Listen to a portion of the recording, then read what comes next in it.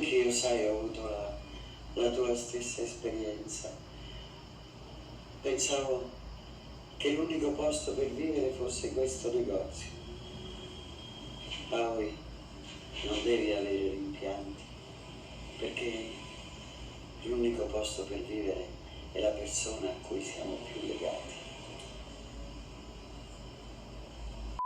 오늘은 제가 좋아하는 영화 냉정과 열정 사이의 어느 한 장면부터 시작해봤습니다. 냉정과 열정 사이의 영화에서 제가 가장 좋아하는 문구입니다. 사람이 머물 곳은 누군가의 가슴속밖에 없어. 연애와 애정에만 국한된 말은 아닌 것 같아요. 우주의 업겹의 시간에 비하면 인간의 일생이란 게 정말 찰나도 같지만 그 찰나의 순간에도 우리가 머무를 곳은 누군가의 가슴속밖에 없습니다. 그래봐야 인간, 그래도 인간입니다. 사람은 결국 사람 사이에서만 사람일 수 있습니다. 한자에서도 인간이란 말이 사람 사이에 있어야지만 인간이라는 말이죠. 다양한 인간 군상을 만나는 문학은 역시 소설입니다. 다양한 지식을 공부하고 난 후에 우리는 소설을 읽어서 짧은 인생에서 경험할 수 없는 다양한 인간들을 만나야 합니다. 저는 자기계발서나 경제서적 그리고 철학 인문고전 책 읽는 거를 좋아하는데요. 고백한데 소설을 그렇게 읽는 거를 좋아하지는 않습니다. 추천 소설을 보면 외국 소설들이 많은데 저에게는 좀 쓸데없는 디테일한 묘사가 흐름을 끊기게 만들기도 하고요. 그리고 제 짧은 언어 지식이 그 아름다운 미사 여구를 이해하지 못하기도 해서 소설이 좀 와닿지가 않더라고요. 그래서 저는 그나마 소설을 좋아한다 보면 우리나라 소설을 읽는 편인데요. 오늘 소개할 책은 아름다운 집이라는 소설입니다. 저의 친형님이 소개해 주신 책인데요. 제가 읽은 책 중에 가장 울림이 컸던 소설로 기억이 됩니다. 거의 실화에 가까운 소설인데요. 지은이 손석추는 한겨레 신문 기자입니다. 그 기자에게 어느 날 한 통의 전화가 옵니다. 중국 영길에서 수신자 부담으로 걸려온 전화였는데 전화 너머에는 자신은 조선족이라고 소개를 하면서 어떤 노인이 온 세상을 깜짝 놀라게 할 만한 기록들을 내가 보관하고 있으니 그 소중한 기록들을 가져가라고 꼭 영길로 와달라고 부탁을 합니다. 소설가 작가인 손석추는 20년 넘은 베테랑 기자다 보니까 이런 류의 전화를 너무 많이 받아서 전화 통화를 무시하다가 며칠 뒤에 또 같은 전화를 받게 되고 나서 결국에는 영길로 가는 비행기를 타게 되죠. 영길 공항에서 만난 늙은 노인은 이거를 꼭 책으로 써달라고 부탁을 하면서 묵직한 꾸러미를 건네주고 사라집니다. 영길의 호텔에 들어간 작가는 그 노인이 건네준 이끼 끼고 곰팡이가 낀 수첩 더미를 읽으면서 큰 충격을 받게 됩니다. 그것은 조선민주주의인민공화국의 어느 한 늙은 지식인이 살아간 한 인간의 60년의 삶이 적혀있는 수첩 일기였는데요. 그 일기는 1938년 수첩 주인인 이진선이라는 연희 전문, 지금의 연세대학교죠. 연세대학교 철학과에 입학할 때부터 1998년 10월에 일기가 끝나게 됩니다. 소설에 나온 대학생 이진선은 충주 출신이고요. 이미 대학 때부터 레닌 사상과 사회주의 사상에 경도되어 있습니다. 지금의 대학생의 삶과 비교해보면 당시 일제치하를 살아가는 대학생이니까 지식인이겠죠. 그 지식인의 삶과 현대 대학생들의 삶이 엄청난 간극에 큰 놀라움도 있기도 했고요. 너무나 부끄러울 만치 이 주인공 이진선은 시대정신을 온몸에 짊어지고 거기에 걸맞는 삶을 살아가는 노력과 고민을 하게 됩니다. 한편으로는 인간이라는 게 그 시대를 살아가는 시대 조류에 자유로울 수 없겠구나라는 생각도 들기도 하고요. 소설을 읽다 보면 재밌는 게 일기 형식이다 보니까 거의 실화를 바탕으로 하게 되는데요. 대학생 때 뭐 수업 시간 때 만난 윤동주 이야기라든지, 그리고 자기가 그 시대상을 살아가는 길을 모색하고자 연희전문대학교에서 사상연구회라는 동아리를 만들게 되는데, 그 동아리가 일제치하에 적발이 되고 와해 되면서 주인공은 연희전문대학교에 퇴학을 하게 되고요. 일본에 유학을 가서 철학과로 유학을 가게 되는데, 또 거기에서 황장엽을 만난 이야기도 적혀 있습니다. 그리고 그 동아리에서 만난 여학생 신여린과의 애틋한 사랑 이야기도 그려지고 있고요. 시대 정신에 온몸에 충실하려고 했던 대학생 이진서는 결국 일본 유학길에서도 공부에 몰두하지 못하고 실천의 삶을 살겠다는 마음으로 유학길을 그만두고 다시 한국으로 돌아오게 됩니다. 그리고 민족해방과 사회주의 건설이라는 목표를 위해 노동자의 사회주의 교육과 유격전에 나서게 됩니다. 이진선의 삶이 이 소설책에 곳곳이 묘사가 되는데요. 연인인 신여린이 사는 도남동은 사실 제가 운영하고 있는 이 치과의 환자분들이 살고 있는 곳입니다. 도남동 옆에 종암동에 제가 치과 개원을 했는데요. 그리고 주인공 이진선이 투쟁과 지하조직 활동을 했던 용산, 영등포, 그리고 광주 월산동의 벽돌공장, 해남 미황사, 강진의 정약용, 특히 강진은 또 제가 태어난 고향이기도 하고요. 역사책을 읽을 때 멀게만 느껴졌던 그런 단편적인 시대상들이 실화로서, 소설로서 우리 곁에 있었던 일이라는 게 좀 깜짝깜짝 놀라기도 하는 게 실화를 바탕으로 한 소설의 묘미인 것 같습니다. 해방 후에 결혼한 이진선과 신여린은 아들이 태어나고 풋풋한 신혼의 모습을 즐기기도 하지만, 남한과 북한의 사회주의 세력의 움직임, 그리고 미군정과 결탁하는 당시의 그 친일파의 모습들, 그리고 박헌영과 김일성의 상반된 움직임, 그리고 언론의 왜곡 등을 낱낱이 일기장에 기록하게 됩니다. 당시 이데올로기가 사실 와닿지도 않을 수 있습니다. 대학생 시절부터 바로 시작이 돼서 왜 주인공 이진선이 레닌과 사회주의 사상에 경도됐을까도 되게 궁금했었는데, 참고로 당시 미군정의 여론조사에 따르면 전국의 8,400명에 해당되는 이념 설문조사에서 그 당시 우리나라 사람들은 자본주의는 14%, 그리고 사회주의와 공산주의는 77%였다고 합니다. 그리고 조선신문 기자회가 했던 여론조사에 따르면 국호를 묻는 설문에 당시 서울 시민의 2,500명 중에 24%만이 대한민국을 지지했고 70%가 조선인민공화국이었다고 합니다. 그러니까 어떻게 생각해보면 당시 시대를 살아가는 지식인이 레닌 사상과 사회주의 사상에 경도된 것은 당연하다고도 볼 수도 있을 것 같아요.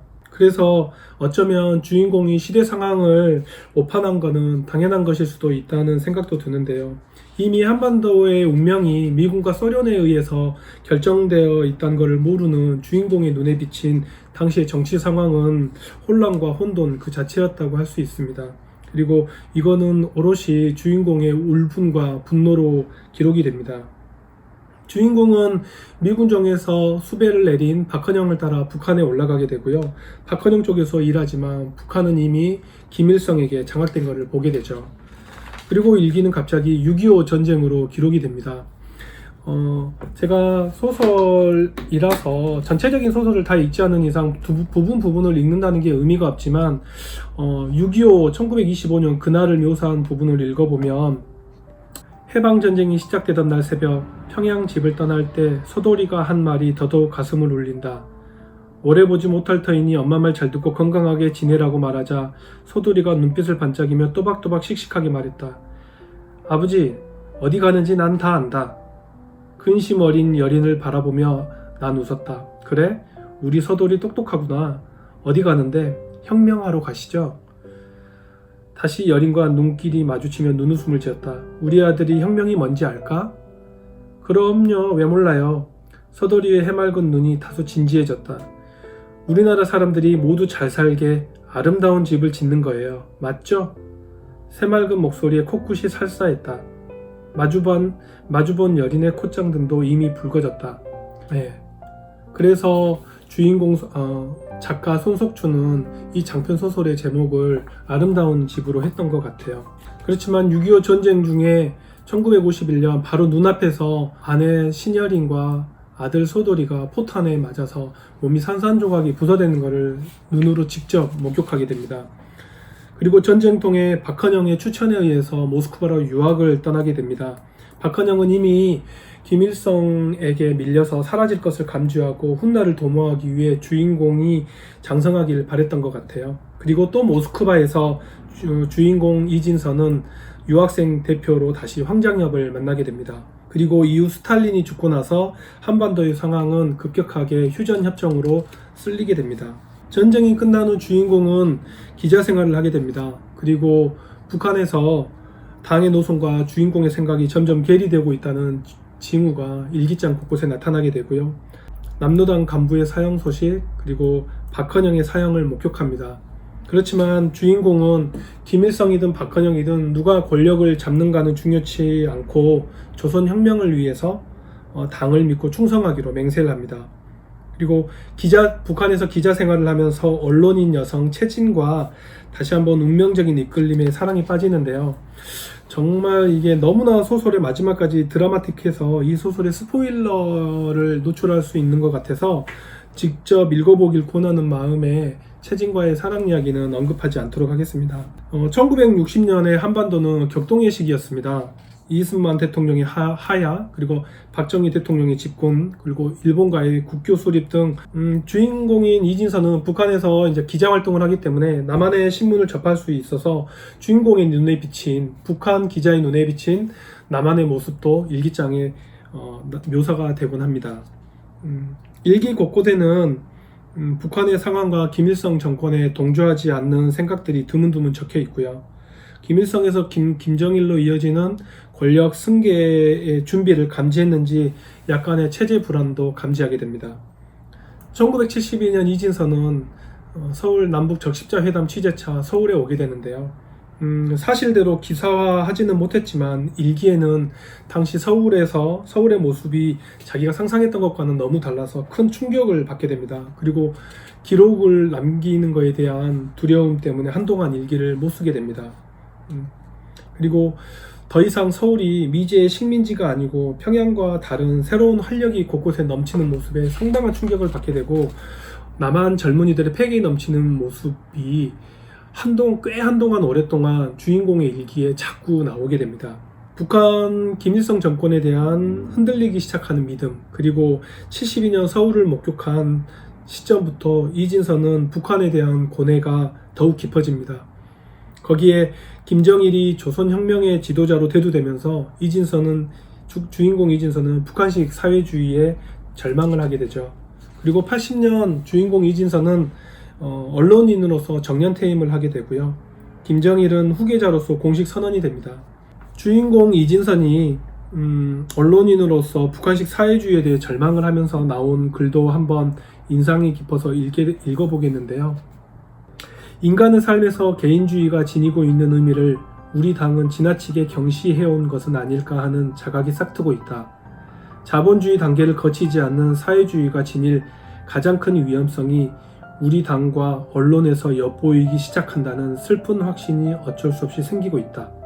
80년대 남한에서 일어나는 학생운동과 노동자운동에서 자신의 잃어버린 혁명의 꿈을 되찾는 듯한 기록을 남깁니다. 80년대 말 동유럽의 사회주의가 몰락을 하게 되고 91년 소련이 붕괴됩니다. 그리고 김일성이 사망하게 되고요. 김정일 체제가 시작되는데 90년대 주인공의 일기장에서는 언제부터 어디서부터 조선혁명이 실패됐는지 고뇌하는 내용으로 점철이 되어 있습니다. 그리고 젊은 시절 혁명의 길을 걸었던 동지들에 대한 그리움, 그리고 한없이 보고 싶은 가족들에 대한 글이 나오게 됩니다. 결국 주인공 이진서는 98년 10월 젊은 시절 혁명동지가 준 총으로 자살을 하게 됩니다. 죽는 날 이진서는 자신이 60년간 기록한 일기를 언론인 여성 최진에게 주는데, 최진과의 운명적인 엇갈림은 독자들에게 강한 충격을 주게 됩니다. 그리고 최진은 이진선의 일기를 들고 2000년 1월 두만강을 건너게 됩니다. 그리고 78세 늙은 혁명가 이진서는 죽기 전에 일기 외에도 2편의 편지를 남기게 되는데요. 하나는 조선노동당 총비서인 김정일에게, 그리고 또 하나는 아직 오지 않는 동지에게 라고 편지를 남기는데 소설 말미에 있으니 한번 읽어보시기 바랍니다. 역사서가 꾸준히 인기가 있습니다. 저희 아이들도 설민석의 역사책을 보기도 하고 그러는데요. 한국의 근현대사에 관한 역사책을 읽는 것도 좋지만 그 시대를 살아가는 어느 한 혁명가의 드라마 같은 삶과 사상은 책을 읽는 내내 정말 그 시대의 한복판에 있는 듯한 느낌을 줍니다. 아마 여러분들도 60년에 걸쳐 기록한 일기장에 낱낱이 적혀있는 인간에 대한 휴머니즘, 그리고 우리와 다른 이데올로기에는 섰지만 죽는 날까지 시대의 소명에 충실했던 삶을 보게 된다면 깊은 감동을 받지 않을까 합니다. 사실 이 촬영을 계속하면서 이 소설이 주는 그 감동을 절대 제가 짧은 말주변으로 소개할 자신이 없었는데 책 자체가 너무 좋고 여러분들에게 추천하고 싶어서 용기를 내서 촬영을 해봤습니다. 꼭 한번 읽어보시면 정말 큰 감동을 느끼게 될 만한 소설입니다. 구독, 좋아요 부탁드리고요. 다음에 뵙겠습니다. 여러분 안녕.